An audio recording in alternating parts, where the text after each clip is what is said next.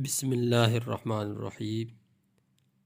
حضرت صلی اللہ علیہ وسلم سے جو دعائیں احادیث میں منقول ہیں،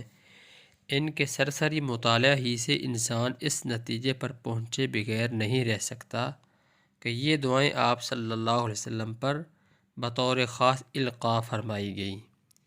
کیونکہ کوئی انسان اللہ تعالیٰ کی ہدایت و توفیق کے بغیر ایسی پر اثر اور جامع دعائیں نہیں مانگ سکتا۔ ان دعاؤں کی دو قسمیں ہیں،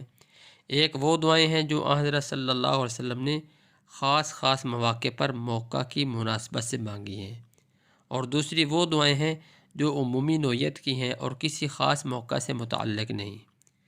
پہلے قسم کی دعائیں ایک انسان کے لیے اپنے خالق و مالک سے مضبوط تعلق پیدا کرنے کا نہایت آسان اور مجرب نسخہ ہے۔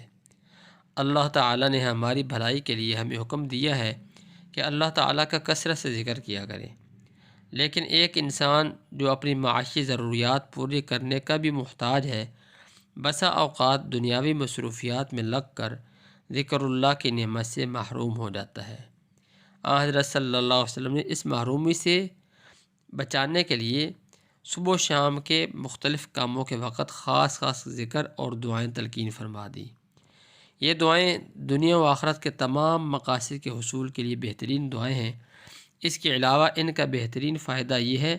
کہ انسان اپنی دنیاوی مصروفیات کے دوران بھی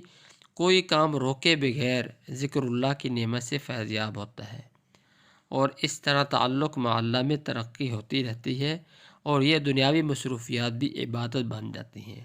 لہذا ان دعاؤں کو خاص طور پر یاد کر کے انہیں اپنے معمول میں شامل کرنا چاہیے، اور بچوں کو شروع ہی سے یاد کرا کر انہیں حسب موقع مانگنے کی عادت ڈالنی چاہیے۔ اللہ تعالی ہمیں عمل کرنے کی توفیق عطا